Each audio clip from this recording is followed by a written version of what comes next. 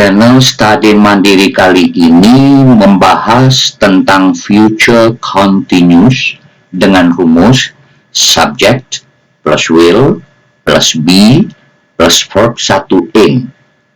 Sebagai contoh kejadian, Joko will be studying English tomorrow night. Ini adalah video 1 tentang future continuous yang menggunakan modal will. Pada video 2 juga tentang future continuous, tapi menggunakan to be going to. Supaya pengetahuan future continuous sempurna, setelah selesai nonton video ini, bisa dilanjutkan nonton video 2 tersebut. Sebelum saya lanjutkan, sangat disarankan agar Anda bergabung di grup Facebook Study Mandiri untuk belajar bersama antar anggota grup Facebook lainnya. Dalam mempelajari grammar bahasa Inggris, saya mengajak untuk tidak dihafal, tapi dimengerti. Untuk itu saya jelaskan secara bertahap. Tonton sampai selesai supaya mendapat pengetahuan secara lengkap. Seperti diketahui bahwa sebuah waktu ada 3, yaitu waktu sekarang present, waktu yang akan datang future, dan waktu yang sudah berlalu past. Pembahasan kali ini tentang future continuous tense, yaitu kejadian di waktu mendatang yang akan sedang berlangsung pada rentang waktu tertentu. Seperti pada contoh kalimat, Joko will be studying English tomorrow night. Maksud rentang waktunya adalah malam besok. Bisa saja Joko belajarnya dari jam 7 malam, 7 p.m., sampai dengan jam 10 malam, 10 p.m. Saya akan jelaskan tiap elemen yang ada pada rumus future continuous, yaitu subject, plus will, plus be, plus verb 1 ing. Yang pertama, mengenai will, yang artinya akan.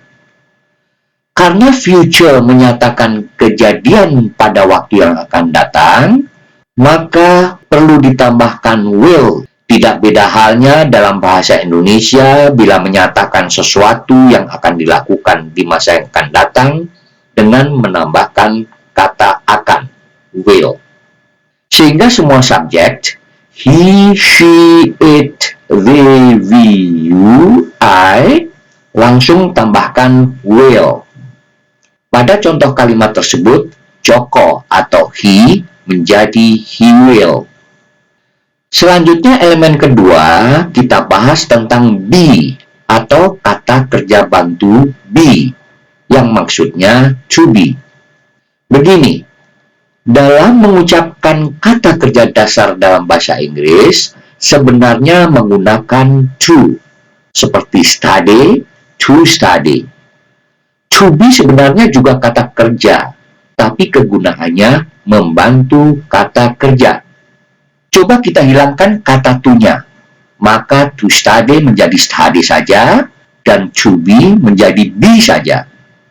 Sehingga dapat dikatakan bahwa kata kerja study sepadan dengan be, yang juga sebagai kata kerja, yaitu kata kerja bantu bentuk pertama.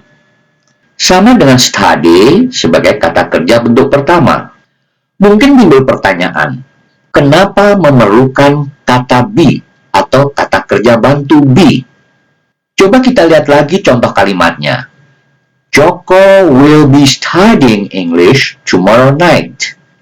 Karena bentuknya future continuous, di mana continuous artinya kegiatan sedang berlangsung, yang ditandai dengan ing form atau kata kerja pertama verb 1 plus ing. Dalam kalimat tersebut, study menjadi studying. Kalau kita sambung dengan yang sudah dibahas, maka menjadi Joko will dalam tanda kutip studying. Sedangkan menurut ketentuan, setelah kata will harus kata kerja pertama verb 1. Yang semestinya kata kerja study. Tapi karena study sudah menjadi studying untuk menunjukkan kejadian sedang berlangsung continuous, maka perlu dibantu oleh kata kerja bantu yang dalam hal ini kata kerja bantu be. Tentunya ingat penjelasan sebelumnya bahwa be atau to be sepadan dengan to study atau study sebagai kata kerja pertama. Inilah peran be membantu kata kerja study menjadi studying yang sudah berbentuk ing form agar setelah will kata kerja pertama. Sehingga kalimatnya menjadi Joko will be studying. Hingga tinggal tambahkan objeknya, dalam hal ini English, dan keterangan waktunya tomorrow night.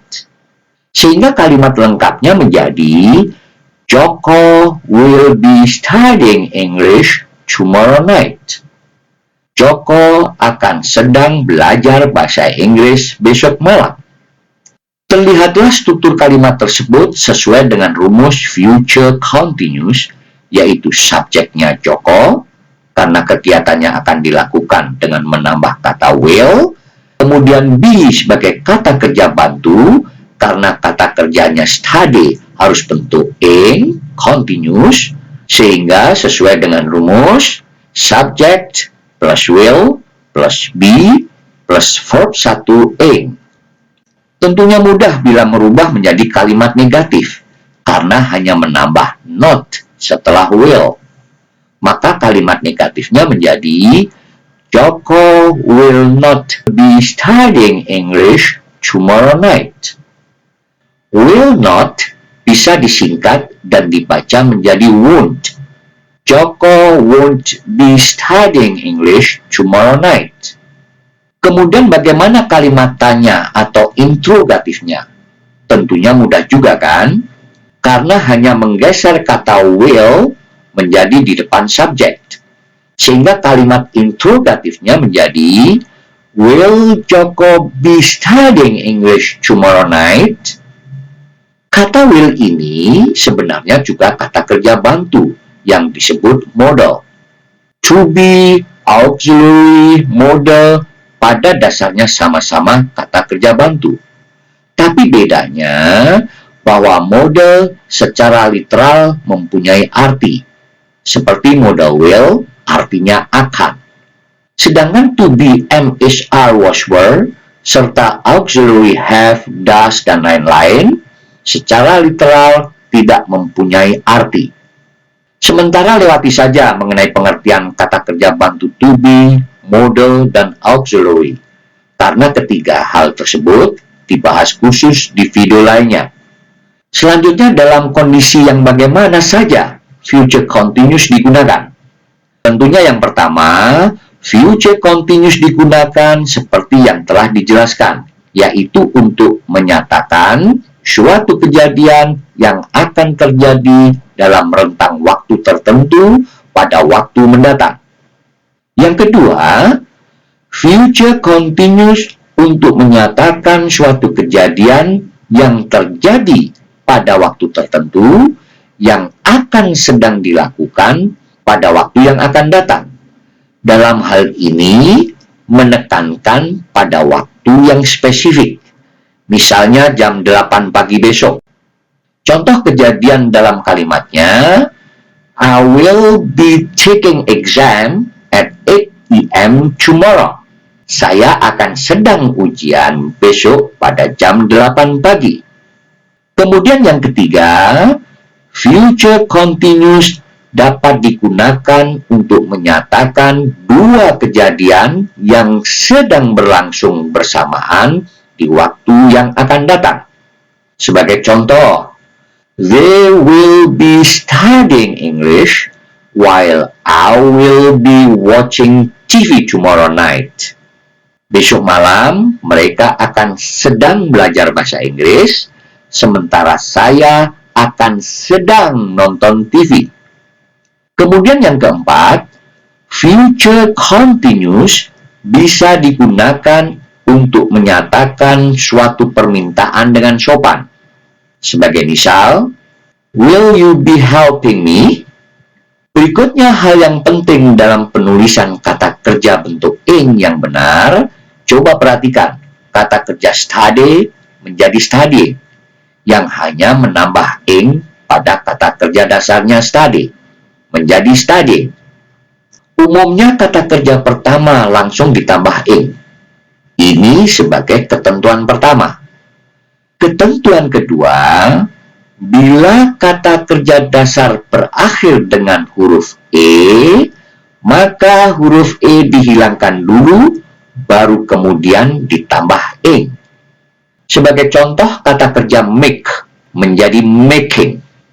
Ketentuan ketiga, bila kata kerja dasar berakhir dengan huruf IE, maka IE tersebut berganti menjadi Y, baru kemudian ditambah ing.